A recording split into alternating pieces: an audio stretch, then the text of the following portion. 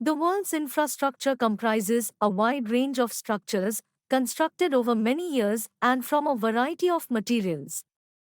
Any of these structures might be structurally deficient and in need of strengthening to allow their continued use.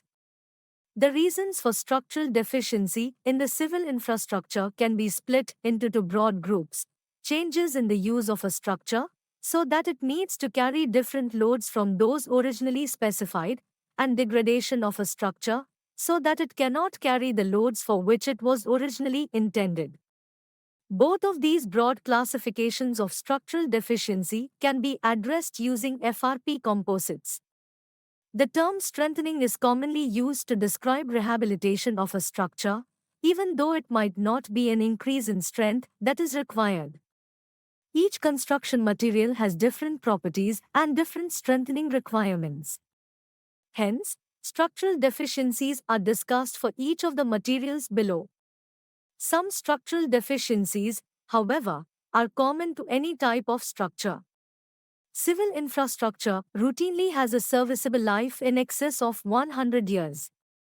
It is inevitable that the structure will be required to fulfill a role not envisaged in the original specification.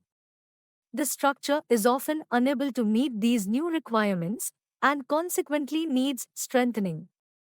Changes in use of a structure include increased live load, for example, increased traffic load on a bridge, change in use of a building resulting in greater imposed loads, increased dead load, for example, additional load on underground structures due to new construction above ground, increased dead and live load, for example, widening a bridge to add an extra lane of traffic, change in load path, for example, by making an opening in a floor slab to accept a lift shaft, staircase, or service duct.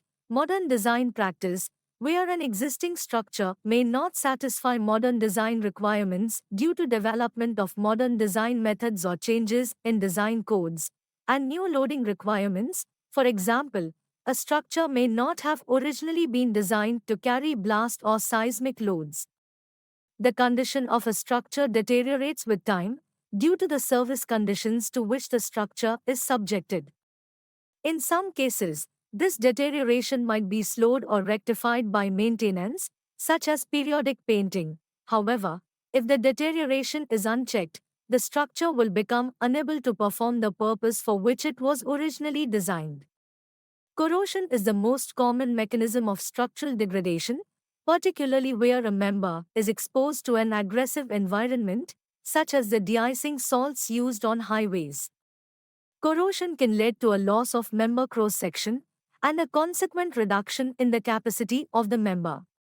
Fatigue is a second cause of structural degradation, which can govern a structure's remaining life.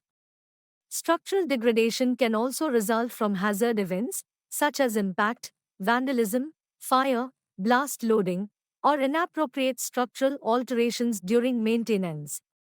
A single event may not be structurally significant, but multiple events could cause significant cumulative degradation to a structure. Design or construction errors due to poor construction workmanship and management, the use of inferior materials, or inadequate design also results in deficient structures that cannot carry the intended loads.